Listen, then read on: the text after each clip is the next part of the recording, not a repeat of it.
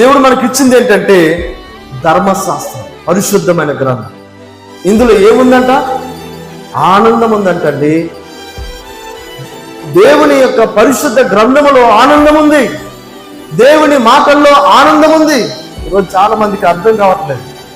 ఆనందం అంటే అదేదో లోకంలోనే ఆనందం ఉందనుకుంటున్నారు.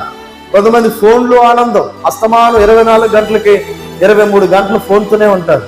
ఎందుకంటే అందులో ఏదో ఆనందం, ఏదో మాటలు వస్తాయి, ఏదో వస్తాయి. ఇక ఇలా పెట్టుకుని, ఇలాగ ఫోన్ పెట్టుకుని నీకు ఇలా ఇట్టా అంటా ఉంటే ఇంక చూసుకోండి, ఒకటి తర్వాత ఒకటి నీ చెయ్యి అరిగిపోవాలి, లేకపోతే నెట్ బ్యాలెన్స్ అయిపోవాలి తప్ప నీ ఆనందం మాత్రం ఎంత అంటే అవదలేదు. ఎందుకు నవ్వుతావో నీకే తెలియట్లేదు.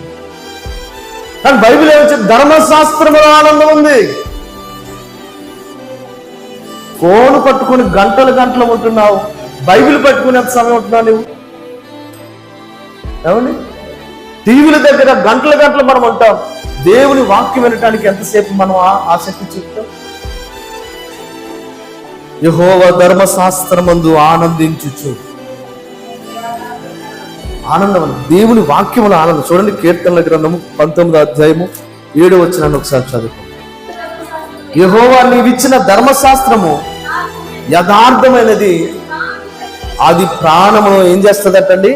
తెప్పరిల్ల చేస్తుంది. అంటే ప్రాణం ఒక్కొక్కసారి ఏమైపోతుందో తెలుసండి? భారంగా అయిపోతుంది, బాధతో అయిపోతుంది, వేదనతో అయిపోతుంది. అసలు ఏంటో అర్థం కావట్లేదు, నా జీవితం అనిపిస్తుంది నీకు. అలాంటప్పుడు వాక్యం చదువు, నీ ప్రాణం ఏమైపోతుందట? తెప్పరిల్లుతుందట. గాల్లో తేలినట్టు ఉంటుంది. వాక్యం చదివితే కష్టం వచ్చినప్పుడు, నష్టం వచ్చినప్పుడు, బాధ వచ్చినప్పుడు, భారం అనిపించినప్పుడు, ఏమండి, ఏవేవో ఆనందకరమైనటువంటి మాటలు వినటం కంటే, చూడటం కంటే వాక్యం చదివితే ఈ ప్రాణం అంటండి తెప్పరిల్లుతుందంట, గాల్లో తేలిపోయినట్లుంటదంట. ఏమండి, మనసు ఎప్పుడు గాల్లో తేలినట్టుంటది?